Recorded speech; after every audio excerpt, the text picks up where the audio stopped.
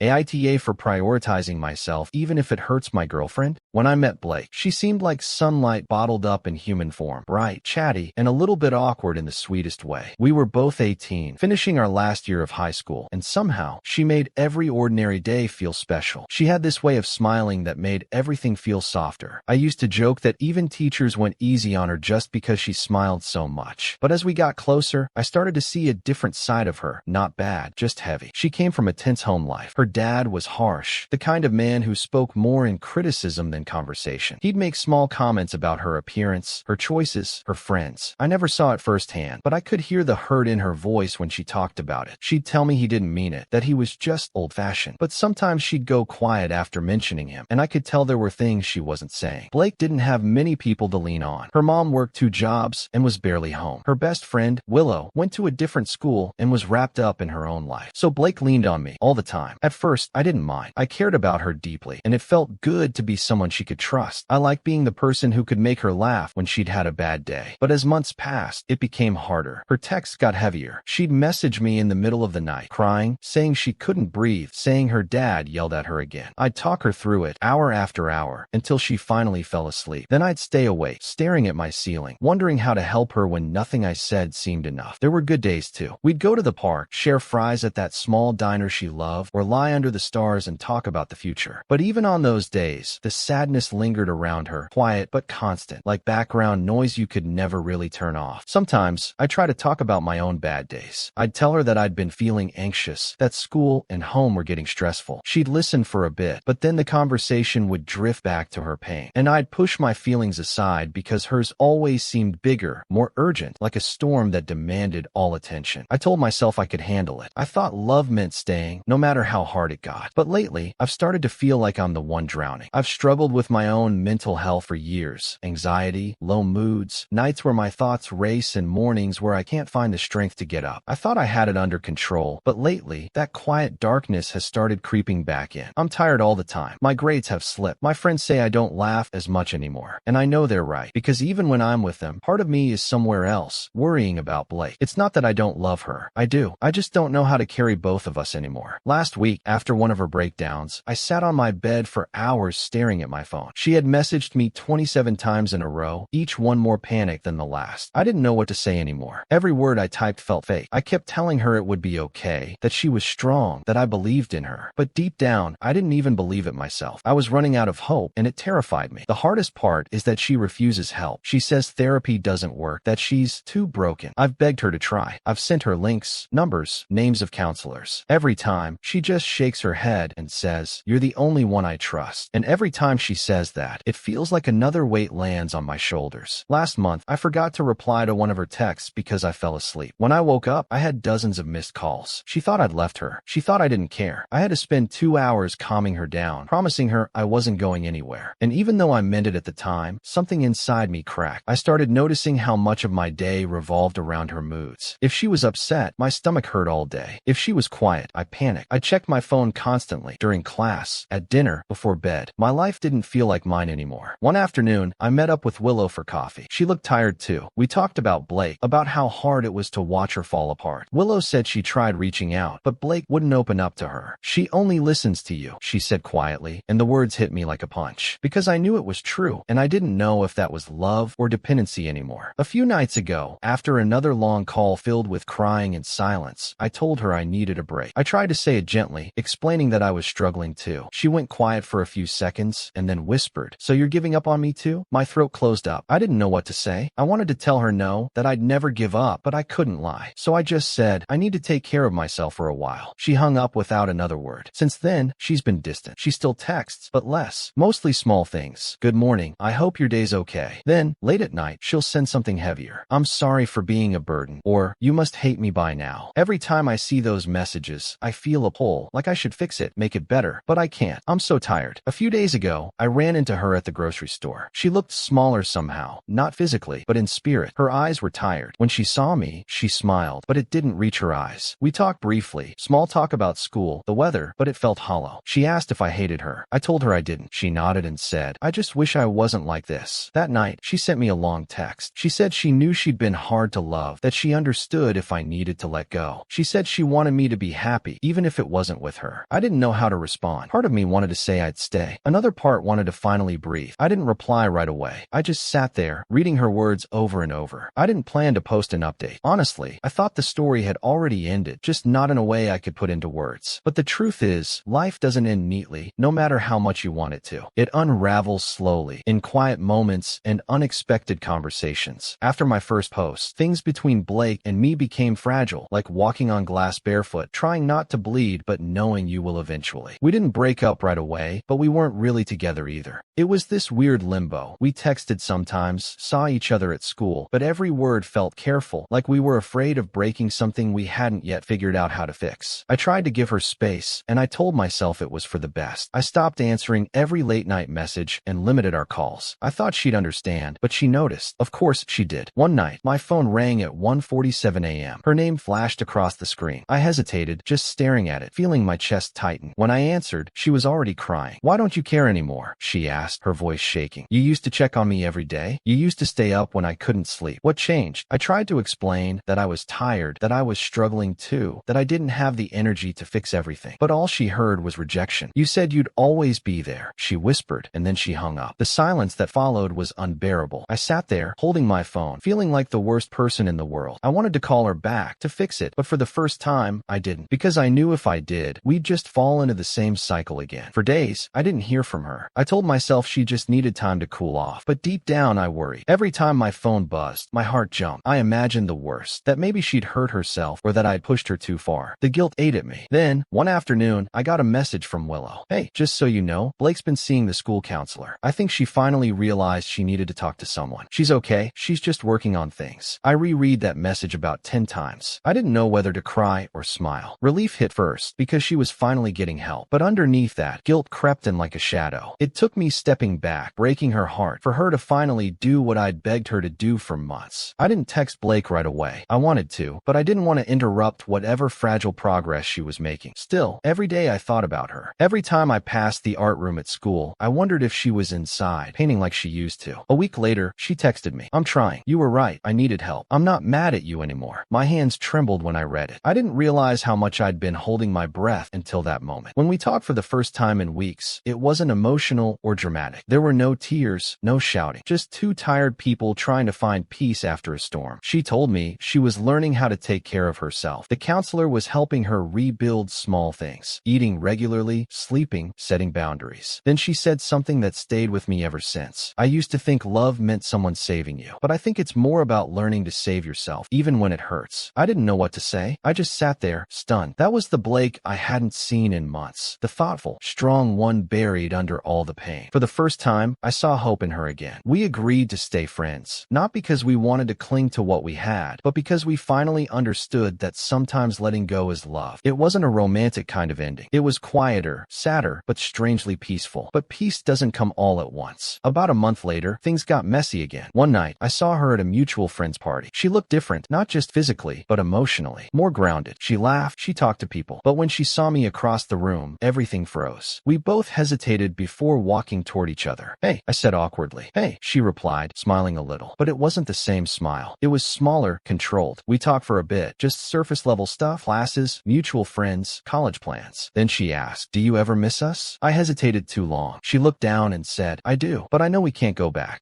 Sometimes I wish things had been different." There was a long silence before she added, "You hurt me, Bjorn, but I get it now. You couldn't help me if I wasn't willing to help myself." That hit me hard, because she wasn't accusing, she was forgiving. Later that night, after she left, Willow found me outside sitting on the steps. "She's doing better," she said softly. "You did the right thing, even if it didn't feel like." And maybe that was true, but it didn't stop the ache. The next few weeks were quiet again. We texted now and then. Small things like, "Hope you're doing okay," or "Saw something that reminded me of you." It wasn't constant like before. It was gentle, almost healing. Then one morning, she sent me a photo. It was a painting, a soft sunrise over a quiet ocean. Underneath, she wrote, "I painted this when I realized I wasn't drowning anymore." I stared at that message for a long time, trying to find words, but nothing felt right. All I could think was how proud I was of her. As for me, I'm healing too, though it's slower than I expected. From the beginning, your account illustrates a very human dilemma. You were placed in a position where affection, loyalty, and responsibility blurred into obligation. Blake relied on you not only as a partner, but as her emotional lifeline. That kind of reliance, while deeply flattering at first, eventually eventually morphs into an unmanageable demand. What you experienced wasn't a failure of compassion, but rather the inevitable collapse that comes when one person is expected to serve as therapist, anchor, and rescuer all at once. Here's the critical point. You are not the AITA for drawing boundaries. Love is not measured by endurance alone. True love involves mutual capacity, shared responsibility, and the ability to breathe freely within the relationship. In your case, Blake's dependence eclipsed your needs, leaving you starved for space and clarity. The fact that you recognized your breaking point, even though it shattered her expectations, speaks less about cruelty and more about honesty. Now, let's pause and flip the lens. Could someone argue you are the AITA? Possibly, if they focus narrowly on timing. Some might claim that since you stepped back when she was at her lowest, you abandoned her during a storm. But here's where my personal insight matters. Abandonment implies indifference, and indifference was never your posture. You carried her burden for months, sometimes at the expense of your own well-being. That's not desertion. That's unsustainable devotion. Your hesitation, your guilt, your sleepless nights, those emotions prove you cared deeply. Yet care without capacity is like trying to carry water in a cracked jar. No matter how much you pour in, it eventually leaks out, leaving you exhausted and empty. Here's my suggestion. Instead of categorizing yourself as savior or betrayer, recognize that you were both participant and human. Humans have thresholds. You reached yours, and rather than pretending you could keep absorbing her pain indefinitely, you faced the uncomfortable truth. You could not continue without breaking down yourself. That's not selfishness. That's survival. Let's zoom out further. The fact that Blake eventually sought professional help reinforces something important. You stepping back didn't destroy her. It created the conditions for her to grow. Sometimes the most compassionate act isn't holding tighter, but loosening your grip so the other person learns how to hold themselves. Now, I promise to add some humor, so let's lighten this with a playful metaphor. Relationships aren't superhero movies. You weren't cast as Captain Save the Day with an unlimited cape budget. At best, you were more like someone trying to patch a sinking boat with duct tape while simultaneously juggling your own leaky bucket. Eventually, something had to give, and it did. But instead of a grand explosion, what happened was more like the slow release of air from a balloon, sad but necessary. So, my final judgment, laid out plainly, not the AITA, because you didn't abandon her callously, you acknowledged your limits, which is an act of integrity, could be seen as AITA only if one ignores your context and assumes partners must sacrifice endlessly, which is neither healthy nor realistic. And here's the lasting takeaway. Boundaries are not betrayals. Stepping back doesn't mean you lacked love. It means you loved enough to admit you couldn't heal her wounds alone. In fact, your decision indirectly helped her reach out to someone who actually could. You aren't the villain of this story. You're the imperfect but genuine human who recognized that two drowning people cannot rescue each other without learning how to swim separately first. Before we jump into the next story, don't forget to like and subscribe, and let us know your favorite part in the comments. AITA for not letting my ex visit our dog after everything that happened. When I met Manuel, it felt like something in my life finally made sense. He was easy to talk to, charming in a way that made everyone around him feel seen. He'd walk into a room, and people naturally gravitated toward him. I was one of them. He had this smile that could disarm even the worst day. When we first started dating, I used to think he was the calm after every storm I had ever been through. But I didn't know then that sometimes the calmest waters can hide the deepest wreckage. For the first year, everything felt simple. We laughed often, took spontaneous trips, and spent long nights on the balcony talking about our dreams. I thought we wanted the same things: stability, love, a future built on trust. But over time, small cracks began to show. They didn't come all at once. They came in quiet, almost invisible moments. A missing 20 from his wallet, a strange defensiveness when I asked how his night went, a sudden irritation when I suggested we start saving for something together. At first, I thought it was stress. He said work was hard, that his boss had been cutting hours. I wanted to help. I started paying for more things: groceries, utilities, small things that added up without me realizing it. I told myself it was just temporary, that when he got back on his feet, things would even out. But they didn't. The first time I realized something was seriously wrong was when he came home later than usual. He looked pale, almost dazed. He hugged me, but it felt forced. I asked what was wrong, and he smiled in that way people do when they're hiding something behind their teeth. Later that night, I found a casino receipt in his jacket pocket. I remember holding that slip of paper in my hand, staring at it for a long time before saying anything. When I confronted him, he laughed. "It was just for fun," he said. "I only went with the guys after work." I wanted to believe him, so I did. Because sometimes love isn't blind. It's just desperate to keep seeing what it once believed in. Weeks later, it happened again. Then again. Each time, the lie got easier for him, and the forgiveness came faster from me. Until the night he gambled away nearly all of our rent. I can still picture that night, the quiet of the apartment, the cold pizza on the counter, and him sitting on the floor with his head in his hands. I asked him how much, and when he told me, something inside me just broke. I didn't scream or cry. I just stood there, numb, holding the notice from our landlord in one hand and realizing this was not a one-time mistake. This was a pattern. He promised he'd fix it. He said he'd get the money back, but he didn't. He never even tried. Instead, he grew defensive, saying I didn't understand him, that I made him feel like a failure. We had Amir, our golden retriever, by then. Manuel had bought him after a small winning streak at the casino, back when I didn't know where the money had come from. Amir was only a few months old, all floppy ears and clumsy paws, and from the moment he walked into our lives, he chose me. I was the one who fed him, trained him, walked him every morning before work. He followed me everywhere, even sitting by the bathroom door while I showered. Manuel loved showing him off, but when it came to actual care, vet visits, food, cleaning up after him, it was always on me. When I tried to correct him on how to handle Amir during walks, he'd get angry. You're acting like you're the only one who knows what's best, he'd snap. And then he'd hand me the leash and sulk for the rest of the walk. The tension grew heavier over time. Every conversation turned into an argument. Every quiet evening ended with his phone lighting up with casino ads or messages from friends I didn't know. He stopped coming home at normal hours. I stopped waiting up. One night, he came home smelling like smoke and said he'd lost his job. I wasn't even surprised anymore. I just nodded, grabbed a blanket, and went to sleep on the couch. I think that was the first time I stopped caring the way I used to. A week later, I found myself sitting in the dark, staring at the wall while Amir rested his head on my lap. The apartment felt smaller, colder. Manuel was out again, and I didn't know where. That's when I decided I couldn't keep doing this. Leaving wasn't easy. I packed my things quietly over the course of a few days, taking only what I needed. I left a note, not because I thought he deserved an explanation, but because I didn't want another confrontation. When I took Amir and walked out that door, I felt a strange mix of grief and relief. The first few nights in my new apartment were quiet, too quiet, but peace has a sound, and I was finally learning to hear it. Amir adjusted quickly. He slept at the foot of my bed, wagged his tail every morning, and seemed lighter, freer. It made me realize just how much tension even he had been living with. But then the messages started. At first, it was about the money. I'll pay you back, he wrote. Just give me time. Then it shifted. You took my dog. You know how much Amir means to me. You're being cruel. I tried ignoring him, blocking him, but every time, he found another way, a new number, a different platform. One night, my phone buzzed with a Facebook message. You can't just erase me. A few days later, I finally answered one of his calls. He started calm, almost gentle. I just want to see Amir. Just once a week, he said. I'm trying to do better. I told him no. I said it wasn't about punishment. It was about trust. I didn't trust him to show up and do the right thing, not after everything. That's when his voice changed. You can't take away the only good thing I have left, he said, his tone sharp and brittle. You had chances, Manuel, I said softly. I begged you to get help. You didn't. There was a long pause. Then he said quietly, you'll regret this. That was the last thing I heard before hanging up. For a few days, he went silent. I tried to convince myself it was over, that he'd finally let go. But one morning, I woke up to a notification, a message. It was a photo, Amir at the park from months ago, back when we were still together. There was no caption, no explanation, just that image. I stared at it until my eyes blurred. Then I deleted it. I thought I'd feel angry. I didn't. I just felt tired. The following week, my mom called me. She said Manuel had reached out to her, my mom, asking her to convince me to let him see Amir. I felt a rush of heat in my chest, part anger, part disbelief. I told her everything, about the gambling, the lies, the lost rent money, the manipulation. She was quiet for a long time and then said, sweetheart, you did the right thing. Some people will drown you while asking you to save them. That stuck with me. I didn't think there'd be anything to update. Honestly, I thought that chapter of my life was finally closed. But life has a strange way of circling back, testing the strength of the peace you fought so hard to build. It started on a quiet Thursday morning. I was halfway through my coffee when my phone buzzed with a message from an unknown number. Normally, I ignore those, but this one had a name, Immersive, Manuel's sister. We'd barely spoken before. During my relationship with Manuel, she always kept her distance. She was kind but cautious, the type who saw things without saying much. Her message was short. Hey, this is Immersive. I hope you don't mind me reaching out. Manuel's been trying to get in touch, but he knows he shouldn't contact you directly. He's not doing well. He asked me to tell you he's sorry. He's been in counseling for a while now. He's changing. I sat there, staring at the screen, unsure how to feel. My first instinct was to delete it, to protect the calm I'd finally found. But something in her tone, the way she didn't make excuses for him, the quiet honesty, made me pause. I didn't reply right away. For a few days, I thought about it. Every walk with Amir, every evening in my small apartment, I kept replaying that message in my head. Part of me wanted to ignore it, to keep that distance. But another part, the part that still remembered the man I once loved, before the gambling, before the lies, wondered if maybe, just maybe, he was trying to be better. better. So, after a few days, I texted her back. If he really wants to apologize, I'm willing to listen. But I need you on the call too. I won't do this alone. She agreed. The call was scheduled for a Sunday afternoon. I spent that morning cleaning the apartment, more out of nervous energy than anything else. Amir seemed to sense my mood. He followed me everywhere, his head resting on my knee whenever I stopped moving. When the phone finally rang, my heart was pounding. Immersin started the call gently, her voice calm. "He's here," she said. "He just wants to say what's on his mind. If at any point you're uncomfortable, I'll end the call." Then I heard his voice. It had been months, but the sound of it hit me like a wave. He sounded different, softer, slower, almost fragile. "Hi," he said quietly. "I didn't think you'd agree to talk." "I didn't think I would either," I admitted. There was a long pause. I could hear him breathing on the other end, as if he was trying to find the right words. "I've been in therapy for almost a month," he said finally. "It's hard. I'm trying to understand why I couldn't stop. Not just the gambling, but everything that came with it. The lying, the anger. I hurt you, and I can't take that back." I stayed silent. I didn't want to interrupt. I wanted to hear everything. He went on, his voice trembling slightly. "When you left, I thought you were just being cruel. I told myself you gave up on me. But after a few weeks, I realized you were the only one who ever tried to help. You just couldn't save me from myself." For a moment, the line went quiet. Then he said something I didn't expect. "I was angry about Amir," he admitted. "I told people you stole him because I couldn't face the truth that you were the one who actually cared for him. He wasn't just your dog. He was your peace. And I didn't deserve either of you." I felt something shift in me. Not forgiveness exactly, but recognition. It was the first time he'd ever taken real responsibility. He told me he'd sold his car to pay off some of his debts, that he'd started working again, a small job at a repair shop near his apartment. "It's not much," he said, "but it's honest." Then, in a voice so soft I almost missed it, he said, "I don't expect you to believe me, but I'm trying to do better. And I'm sorry, truly sorry." For a long time, I didn't say anything. Then, finally, I spoke. "You can't undo what happened, Manuel, but I hope you keep going. For yourself." He didn't ask to see Amir. He just said, "Take care of him. He deserves better than what I gave him." That was the first time I believed he actually meant what he said. After the call ended, I sat there for a while, just listening to the quiet. Amir came over, resting his head on my lap, and I realized I wasn't shaking anymore. There was no anger left, just a quiet kind of release. For the first time, I felt something close to closure. Not the kind that comes from a happy ending, but the kind that comes when you finally stop carrying someone else's chaos in your chest. But peace, as I've learned, is fragile. A few weeks later, Immersin messaged again. She said Manuel had completed his therapy program and had been offered a job in another city. He was leaving at the end of the month. "He asked me to tell you thank you," she wrote. "Not for forgiving him, but for showing him what accountability looks like." I didn't reply right away. I read that message 3 times, then locked my phone and took Amir for a long walk. The sun was setting, the air cool and golden, and as Amir trotted ahead of me, I thought about how far I'd come, how far we'd come. But life had one more test waiting. That night, I got another message, not from Immersin this time, but from Manuel himself. A short, simple one. "I'm moving next week. I just wanted to say goodbye. I know I lost your trust, but I'll always be grateful for what you gave me. Love, patience, and a reason to change. Take care of yourself and give Amir a hug for me." I stared at that message for a long time. My first instinct was to delete it, but something in me couldn't. It wasn't about rekindling anything. It was about acknowledging that even broken people can grow, even if you're no longer part of their journey. So I typed back one last message. "I hope you keep going. I hope you stay clean. And I hope you find peace." Then I muted the conversation, knowing that would be the last time I'd ever speak to him. A week later, Immersin confirmed he'd moved. She said he'd called her from his new place, smaller, quieter, with no casinos nearby. "He sounds different," she said. "Not fixed, but lighter." That night, as I sat on the couch with Amir curled up beside me, I thought about everything. The love, the loss, the mistakes, the healing. It didn't feel like a tragic story anymore. It felt like one of survival. Messy, painful, but necessary. Sometimes closure doesn't come wrapped in forgiveness. Sometimes it comes in the quiet acceptance that what's gone doesn't need to return. Amir still sleeps by the door sometimes, as if waiting for something. Maybe for the version of our lives that used to exist. But when I call his name, he looks up, wags his tail, and comes running, because what we have now is enough. So that's where I'll leave it. Manuel's gone, hopefully finding his own peace somewhere far from here. First, let's examine Manuel. He wasn't simply flawed. He actively created a landscape where deception, addiction, and irresponsibility became daily shadows. The casino receipts, the missing rent, the manipulation, those weren't accidental stumbles. They were patterns that you didn't invent, nor did you encourage. Staying would have meant sacrificing your own stability, your safety, and even your dignity. Leaving him wasn't cruelty. It was necessity. That isn't AITA behavior. That's choosing life over collapse. Now, Amir, this golden retriever wasn't just a pet. He was the living embodiment of loyalty, innocence, and grounding comfort. You were the one waking up early to train him, guiding him through routines, paying for his needs and offering him consistency. Manuel liked the idea of owning him, but he didn't commit to the responsibility. Dogs recognize who their true caregivers are, and Emir chose you because you were steady. Keeping him wasn't theft. It was safeguarding a creature who depended on you. Again, not AITA. But let's pause. Here's where the nuance sits. When Manuel reached back, not once but multiple times, asking to see Emir, you drew a hard line. Some might argue that denying him even visitation was rigid, given his later attempts at recovery. Yet the truth is, his past actions dismantled the trust required for any arrangement. You weren't punishing him. You were protecting both yourself and the dog from more instability. Boundaries often look harsh from the outside, but they're what stop old wounds from reopening. Your decision to listen to him later, to give him that phone call through immersive, shows that you weren't shutting down every possibility of dialogue. You offered him something he hadn't earned, space to speak, to own his mistakes. That moment mattered. It gave him accountability without giving him access to disrupt your life again. That balance takes strength. Now here's my personal insight. Sometimes we're tricked into believing that compassion requires proximity, that in order to be kind, we must stay close to those who harmed us. But compassion can exist from a distance. You can hope Manuel heals without ever handing him your peace again. That's exactly what you did. You didn't slam the door. You simply refused to live in the same burning house. As for whether you're AITA, no, you're not. You made decisions rooted in survival, safety, and growth. The hardest part wasn't leaving. It was not letting guilt drag you back in when he dangled apologies and promises. That restraint is not cruelty, it's wisdom. Let me sprinkle in a bit of dry humor here. People love to say, what happens in Vegas stays in Vegas. But Manuel dragged the casino into your living room, your rent, and even into your relationship with a dog. If he wanted to gamble responsibly, he should have stuck to scratch-off tickets. So here's my final suggestion. Don't second-guess your instincts. Closure has already shown up, not in Manuel's apologies, not in immersive's updates, but in your quiet walks with Emir, in the peace you hear when you wake up without fear of lost rent or late-night lies. That silence isn't emptiness, it's healing. Verdict: you are not AITA. Manuel, despite his efforts at late-stage recovery, carried the responsibility for creating the mess. You simply cleaned your life of it and carried forward what was worth saving, yourself and Emir. Thanks for watching. Don't forget to like and subscribe. Got a story to share? Drop it in the comments and let us know which one was your favorite. If you enjoyed this video, you'll definitely want to check out AITA for leaving after finding out my husband's been cheating. Click here to watch it now.